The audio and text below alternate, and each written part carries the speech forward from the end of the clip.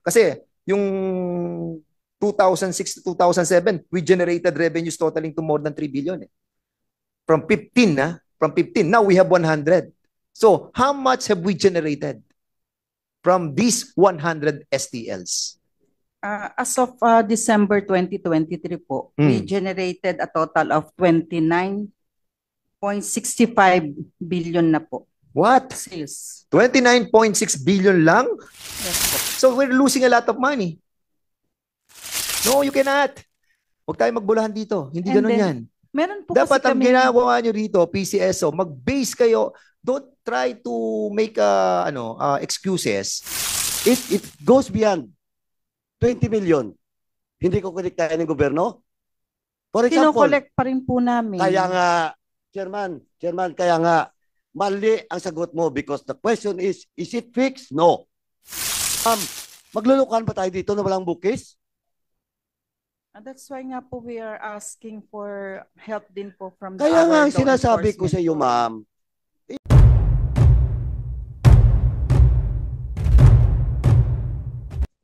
Okay, so we'll be proceeding. Okay, so napakataas pa rin ng mga illegal gambling sa buong Calabarzon. No? So we'll be asking the PCSO, since wala si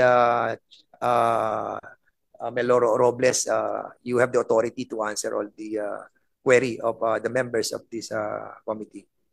Why is it still happening?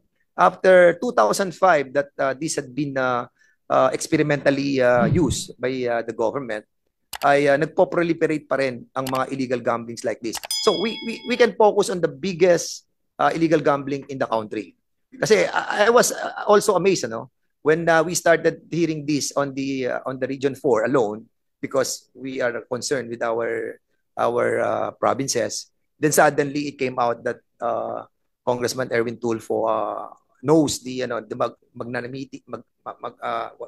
magnanimity of the problem. So he motioned for the inclusion of all other regions. So bakit napakadami pa rin ng ganitong mga illegal gamblings?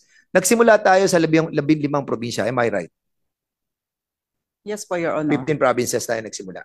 And sa 15 provinces tayo na nagsimula, ilan na sila ngayon? As of March 11 po, we have 100 authorized, STL authorized agents 100 po. na. Opo. So when we started this with 15 provinces, we accumulated like 3 billion pesos and created 62,500 employees. Now, where are we now?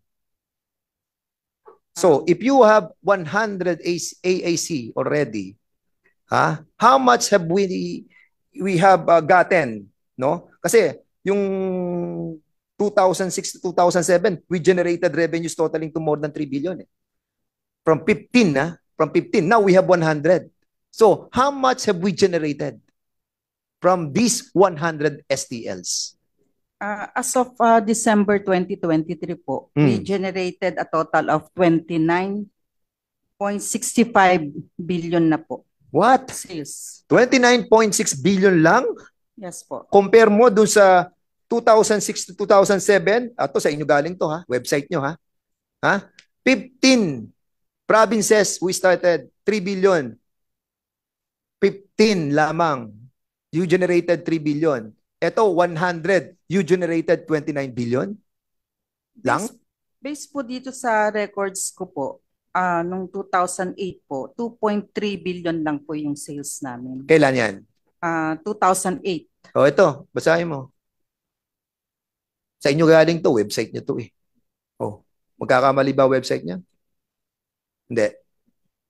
Baka, sir, may I check po yung sa website po namin. Check mo na lang. Pero hindi naman siya masyadong nagkakalayo, 2.3 to 3 billion, di ba? Ngayon, ang tanong, General Manager, okay. So, if ikukumpara mo yung 3 billion o 2.3, noong taon na yon, tapos 15 lang sila, ngayon 100 na sila, 29 lang tayo. What happened? Bakit ang laki ng disparity? Because of what? Because of the reasons po, sir, nung 2019 po kasi, bumaba pa yung STL AACs namin, naging 59 lang po. So, dun po, nagsimula na naman po kami, nung after pandemic po, nagsimula na naman po kami ng 59 lang yung AACs namin. And then nung 2021 lang po kami naging 82, na ang naging sales po namin is 21B, and then 2022 po 85, 28B, and nung 2023 po is 29B. So may mga bago po tayong AACs. Okay. So hindi kaya nabago dahil you change the implementing rules and guidelines? Yes Kasi po. yung ginamit yung implementing rules and guidelines before was hindi man kayo tinatawag na what do you call that, gross monthly minimum monthly retail receipts, di ba? MRR, di ba? Opo, you are correct po. Di ba? Because Okay, let's explain this. Ano? Ang MRR, ito ang ibibigay ng operator. Fix, correct? yes po, that Fixed. is an assured po. Assured, Opo. correct. Assured siya. Ito bibigay Guaranteed. namin sa inyo. Whereas, in the other, prior to this IRR, yung revised ninyo, hindi ganun eh. Hindi Correct? po. Yes. Explain. Prior po kasi nung 2006 to 2013, actual sales lang po yung binibigay ng ating mga authorized AACs. So nung nagkaroon po ng 2014 na panibagong IR po namin, nagkaroon po ang PCSO ng PMRR. That is the presumptive monthly retail receipts, wherein meron ho kaming formula at that Yes. time, 30% of the voting population times minimum bet times 30 days. I like to dwell on that. Yes I like po. to dwell on that. Itong sinasabi yung presumptive monthly retail receipts na sinasabi ninyo, how did you come out with that voting population as a basis for the complete computation? Why the voting population? Whereas, kung ang gagamitin mo is the population itself, it will be much bigger for the government. Is it right? Sir, because po ang allowed to bet lang po Yes, is correct. 18 Yes. years old and Yes. above po. Kung meron tayong voting population na almost kukunin nyo lamang is 30% of that voting population, maliit yun. Pero ang kinokolektahan ng mga bettors, ng mga ano natin, ng mga kubrador natin, halos lahat ng tao, o sige, sabihin na natin, Laguna, ang aming voting population is 1.7. So kung 30% lang, magkailan lang yon, 300 lang yon. Pero ang population namin, umaabot kami ng 2.5. Pero ang mga bata ala dyan, mga 200, 300 lamang yung mga minors. So we're losing a lot of money. Ako ninyo? Paano kayo nag-come out with this kind of setup wherein voting population ang pinagbabasihan ninyo at hindi ang actual population minus the minors? Di ba dapat gano'n na mas magandang setup? Your Honor, kasi po meron Kasi naman... nga, anong nangyari dito, kung ang ginagawa nyo is actual sales, no? Noong panahon, bago the IRR, sino gumawa ng IRR? Sino gumawa ng IRR na to? Sino gumawa ng implementing rules and regulation ito? Kasi this is disadvantageous to the government. Disadvantageous to. Dahil ang kinuha nyo, 30% of the voting population, whereas, ang daming bumoboto. Correct? Ay, ang daming bumoboto, ang daming tumataya. Your Honor, Yes. yung 30% po kasi ng voting population is based din po sa mga actual interview po sa field po. And Na? then sa field po, sa baba po. Yun Na po ano? yun daw po yung average na nagbe-bet po sa STL po. 30% of the actual voting population? Yes How po. can you distinguish that? No, you cannot. Huwag tayo magbulahan dito. Hindi And ganun then, yan. Meron po Dapat kasi ang kami... ginagawa nyo rito, PCSO, mag-base kayo. Don't try to make excuses na ang matatalo ay ang gobyerno. Matatalo dito ang gobyerno eh. Kaya pala tayo ganyan, ang liit na nakukuha natin. Kasi dati actual. O ngayon, nag-base na kayo dito sa 30% of the voting population. Dito, das tayo, 30% ng voting population. Your Honor, may Kung ang voting population mo is 100,000, 30%, 30,000 lamang pagbabasihan nyo. Then, i-multiply mo siya sa minimum bet, which is, how much is the minimum bet ngayon? 750. Nagbavari po siya per area po. No. Oh yes, tama. Tama. Opo. Pero, dapat magkaroon na, what is 750? 7.50, 7 pesos? Ngayon, ang tao, yung 10 Per piso. bet po. Times 30 days po yun. Yes, time is bet, tapos time is 30 days. That Opo. is the actual GMMRR na ibibigay nila, na fix, di ba? So ngayon, ang tanong, don't you think it is quite disadvantageous to the government having that kind of setup? Di ba? Tama, mali? That is based po kasi sa mga studies po din ng PCSO What kind of po. study? Is it Um, scientific study that was conducted by a well-established company? Or it is a proposal of, alam niyo ano to, ni Congressman Erwin Tulfo. Congressman Erwin. Mr. Chair, yan yung sinasabi ho niya that was based on the recommendation of the STL operators. Yung mga may hawak po ng franchise. It is not a study. A study of STL operators, sila po yung nagdikta niyan. Well, not to blame this administration. That was before this administration. I think during around Pinoy's time or kay Pangulong Duterte's era, nung binago yan at binase yung mga PMRR na yan, binase doon sa dikta ng mga STL operators. Sugal po yan, yung STL na yan, ginawa pang sugal na nga, ginawa pang sugal. So, yung nare-remit, yung STL operator, nagwe-wetting din, Mr. Chair. That's the irony of all of this. So, yung pagdating sa kita, Mr. Chair, mas malaki kasi pag nilagay nila sa wetting. Konti lang ang nire-remit sa STL. So, pagdating at the end of the day, pag nagkaroon na ng auditing ng PCSO, sasabihin ito lang yung kinita namin. But then, karamihan yung bulk nun, 80% na pupunta po doon sa wetting. That is the real score. Yan po, kaya we arrive at that PMRR na yan. It was the dictate of the STL operators, Mr. Chair. And who are these STL operators? They used to be wetting lords, Mr. Chair. Any members who wanted to ask a question? Mr. Okay. Chairman, just Congressman just an interjection with regards Paduano. to the issue, no? Anyway, as far as I remember, during the time of course, alam ko, magkasama kami that time sa games ni Chairman Acop that time when this STL issue was raised. And that GMMR, actually, lumabas yan nung time ni Pinoy pa. Tama si Congressman Tulfo. Now, supposedly, ma'am, dito pa nga si si former Congressman magkasama kami that time sa mga hearings. Anyway, I think that was my second term, no? Second election.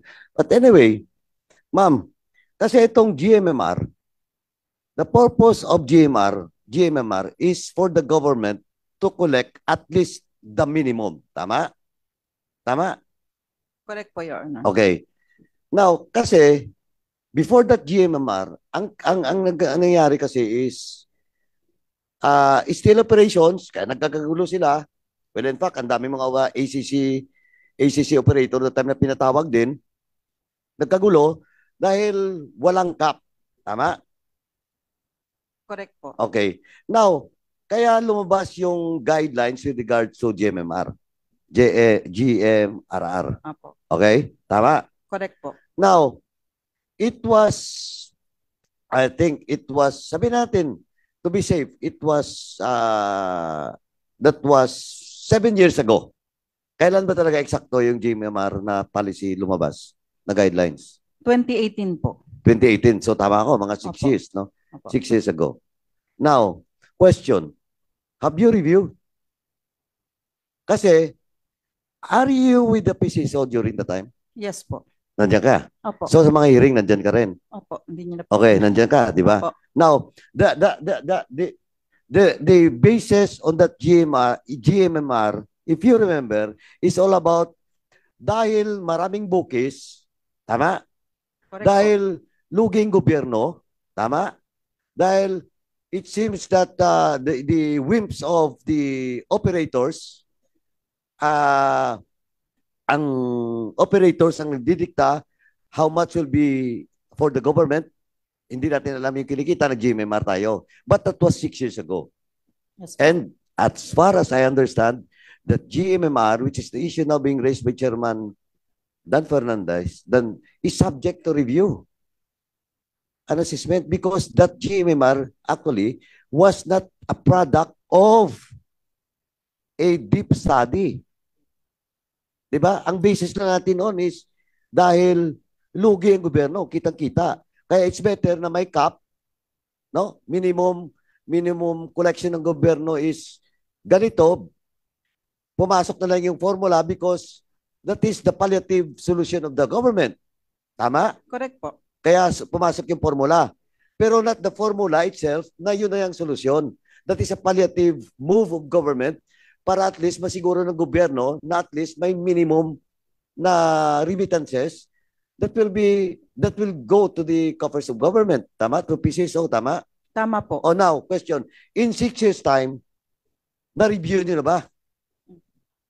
Your Honor, actually po kasi yung 2020 STLIR namin, 3 years ago po yun, yung approved po by the OP. Meron na po kami ngayon parang... Ma'am, sorry. Approval by the OP. So you recommend it to the OP. And of course, the OP will only rely with the PCSO. Yes Tama? po. Correct po. Oh. So, And you cannot blame the OP to sign it or approve your proposed IRR. Tama?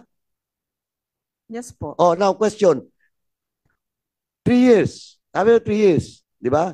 Ang tanong ngayon, what is the difference between the operation 6 years ago and now with regards to policy? Nothing.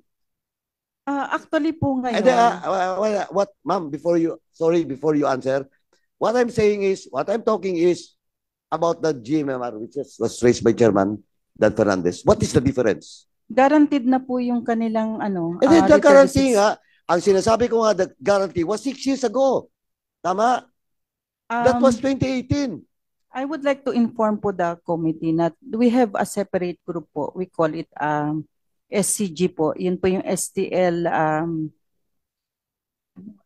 core group po na studying po yung ano, yung GMRR po namin. Sila Okay. po ang nasa policy po to So, be are you familiar with that in detail? no po kasi po And nasa who is- operations po ko. And Nasa who operations. is the head of that particular team? It's headed by our GM po. Oh. And All the more that the GM is chairman should be present because the representative that was delegated to this committee cannot answer the question raised by this committee. All the more that the GM should be present on the next hearing, Mr. Chairman. Now, let me proceed, Mr. Chairman, with my query. Sige, go Now, ahead. in general terms, please explain to me what is the difference 6 years ago with regards to the policy or IRR in relations to the GMRR. the difference po is that yung present po naming AAC ngayon, yung kanilang pong GMRR po, fully po nare-remit nila sa PCSO. Again, that is not the correct answer. The question is, what is the difference? Kasi po, I understand. Dati, ako si ACC, lumabas yung GMRR, some of them cannot comply. Di ba? Yes po. But now, nako-comply na, tama? Yun yung statement mo Yes po. di ba? And now submit to us all the compliance Yes po. for I the will po. past 6 years. Yes po. Para I will makita po. natin yung trend. Now, again, my question is all about the IRR, Mr. not Chair, the compliance. Mr. Chair, hindi ko po nakuha yung sagot eh. Congressman Akop, what? With the indulgence of the Honorable Paduano. No, sige, go ahead. Tama po ba yung narinig ko na currently walang nagde-default na STL operator in their GMMRR?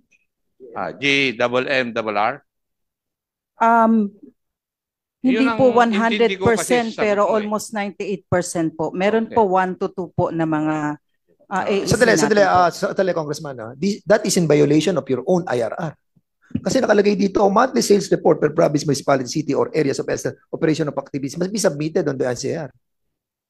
Yes po. O ba, Kaya sabi nga mo- po pag hindi po sila nakarimit, automatic po tineterminate Hindi, po we're sila. talking about the reporting. Kasi yung sinasabi nila, hindi 98% hindi niyo na-receive a report. Hindi po, 98% po ng AEC natin fully remits their sales. Pero nagre-report po sila monthly po sa amin So may talaga. reporting. Yes po, Okay, sige. 100% po. 98%. Tama? So, Yung 2%, ilan po kayang operators yun? Meron po kasi kaming na-terminate lang, parang last year lang po yung sa Surigao del Norte. Parang mga last year parang ang na-terminate lang po namin for failure of non-remittances for 1 or 2. 1 or 2. Opo. So, 2.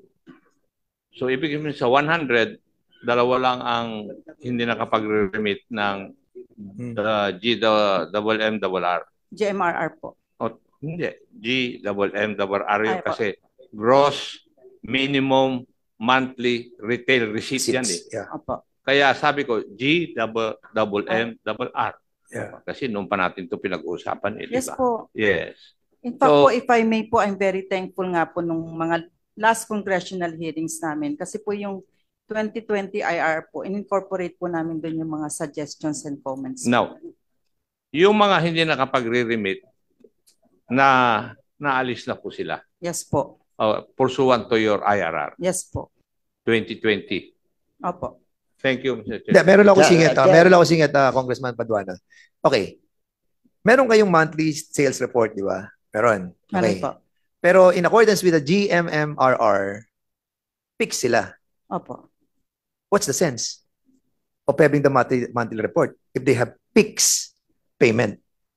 Because we have to monitor Ha? po. Daily po kasi yung remittance nila sa amin ng share ng Oo nga, PCSO daily. po. Okay, daily. Pero fix na yun eh. Kasi nag-compute na kayo ng PMMRR eh. Di ba? Sabi nyo sa presumptive monthly retail receipt nyo. Okay, tayo is 30% of the actual voting population times mo sa 750 times mo sa 30 days. That is the fixed amount that we're going to receive. Tama? Your Honor po, iba po kasi yung PMRR na computation namin. Iba po yung guaranteed po nila sa amin. So in other words, ito lang yung basis nyo. Opo, Ito ang yung baseline, PMRR po. yung PMRR. Yes po, that's the baseline. Tapos, dun yung base yung GMMRR. Opo. So ngayon, paano kayo nag-come out sa GMMRR kung ito yung baseline ninyo na PMRR? First po yung may BMRR kami, yun po yung pinaka-baseline namin. And then yung mga AAC po, sila po yung nag-o-offer sa amin ng guaranteed minimum monthly retail receipts. And with that, dahil guaranteed na kayo doon sa GMMRR, so secured. Di ba? Secured. Ito yung sinasabi Yes ko nung po. last hearing eh. Yes po. So kapag secure ka Correct na, kaya hindi nyo na monitor yung sa ibaba kung saan ang galing yung pera, kung galing sa legal o illegal. Yun yung tinatanong ko doon sa regional director niyo eh. Yes po. That kasi yun na doon na dumarating yung binibiyak na yung binibigay sa ano eh sa station nyo eh. So maybe mamaya Chairman. i-explore natin yung issue nyo. We'll be asking muna yung kay Congressman Paduano, then Congressman Flores, then Congressman Momo. Babalikan ko na lang yung mamaya. Sige, go Chairman. ahead. Ito lang, gusto ko lang ituloy yung line of questioning ko. Anyway, Mr. Chairman, when you ask the good lady with regards to secured and fixed, did I hear it right? You answer yes? Secure and fixed? You said yes? May cases po na mga AACs. No. I'm just asking. Did you answer yes? Yes po. Yes. Okay. Mr. Chairman, mali. I will tell you, ma'am. Fix and secured. Now, again, let me go back to 6 years ago. As I've said, that GMMRR is just a palliative solution of government making sure that this AAC will pay the government at the minimum amount. Tama? And that is not fixed. That is fixed. Why? Because the GMMR is the maximum payment. Tama? Over the GMMR, over the sales, if the sales will go beyond, for example, 20 million yung GMMR ng isang ACC, if goes beyond 20 million, hindi ko kolektahin ng gobyerno? For example, Kino-collect pa rin po namin. kaya nga, Chairman, kaya nga, mali ang sagot mo because the question is it fixed? No. Because GMMR will only ensure the minimum payment of ACC. Tama? Tama? Yes po. Oh, kaya mali. Sige po, Mali I sa stand ganito. corrected po. Now, second secure. Sabi mo yes din? Yes, Oh. Mali pa rin. Because it is not secure, fixed and secure, Mr. Chairman. Because as I've said, that is just a palliative solution to the problem of government during the time. Now, kaya nga binalikan ko, sabi mo 3 years ago, o 3 years, may IRR kayo na pinirmahan ng presidente. Tama? Yes po. Now, what is the difference? We're talking about the GMMRR. What is the difference? Just to make sure that now, upon the signing or the implementation of such new IRR, the collection of government sa ACC is secure. What are those specific steps from your IRR that you will convince this honorable committee and this representation that indeed secure na? Kasi I don't believe. Why, Mr. Chairman? Ako, wag mo na lang, ma'am, sagutin. Better you check your boss. Dapat nandito yung boss mo. Alam mo bakit? Kaya nga nagka-problema tayo dito sa STL with the PNP. Di ba? You are present at the last hearing. Tama? Nandito ka, di ba? Last hearing po, wala po. Wala ako. ka, yun ang problema. Mr. Chairman, again, dapat on the next hearing, Ms. Gaboyo should be present for continuity of the discussion, Mr. Chairman, and the GM. Now, to inform you, man, on the last hearing, a lot of complaints, kawawa lang yung mga police lagi, of course, except for a few na bad eggs na involved in illegal gambling, kawawa laging police, kasi ma'am, alam mo, ang report nila, they will apprehend bukis, yung nagtataya, no? Huhulihin. And all of a sudden, lalabas kayo yung certification coming from the ACC, coming from PCSO. And the question is it the new IRR make sure that the interest of government is secure? No, ma'am. Kaya nga, nandito tayo ngayon. Your Honor, if I may answer po. Yes, Okay please. po. With due respect to our mga law enforcement po, pag humingi po sila ng certification sa amin, sinecertify po namin based on record kung yun po talaga is authorized namin yung substation, yung mga booths po, and then based din po sa certification po ng mga AEC namin, sila po ay naka-employed. Nagbibigay din po kami ng certification na hindi po sila nasa record namin. And truth of that matter is sa NCR po, marami po kaming cases na ngayon na naka-file na po. In fact po, ma-attend po kami ng mga hearing. So depende po sa certification. Sorry to cut you short. Certification is not a guarantee for the security of government with regards to bookies. You know what? Wala naman kayo dun sa babae. I ask you, do you have a personnel in Bacolod City? No. You rely with ECC. Tama? Tama, di ba? Yes or no? May tao ba kayo sa baba o wala? Meron po kaming branch offices po. Sa Bacolod? Yes po. Offices na it is being run by your office or the ECC? Being run by our office po. Meron po kaming branch office po. Sa Bacolod City, meron kayo? Nasa Are you Silay, nasa Silay po siya naka-station. Okay, Pero sa excuse buong me. Negros Yeah, go ahead. Occidental Sandali po. po. You're talking about Silay. I am from Bacolod City. I am from Negros Occidental. That office is being run by ACC. May tao kayo doon, isa. Tama? Ano po yung office? Baka po substation ng AEC po yun. Madam, Iba po yung Madam, nire-refer ko po Silay- na branch office po. Silay covers the whole Negros Occidental. Yes po, yung branch Nandun office yung po bola. namin. Nandun yung bola, di ba? Yes po. Oh, nandun din yung ACC nyo. Hmm. Ay, anyway, madam, ganito lang kasimple po. Mr. Chairman, ganito lang kasimple ha. Again, I want the GM to be present in the next hearing. Kasi ako, question of policy matters. Now, ang sinasabi ko, ma'am, eto ha, please, open your mind. May problema kayo in the implementation, kaya ang IRR dapat ayusin natin. Mama, ito mama, ito, GMMR, sabi nyo, okay na kami. But the real McCoy is, huhuli ng pulis, mama, makinig ka. Huhuli ng pulis, ngayon kayo may listahan, tama?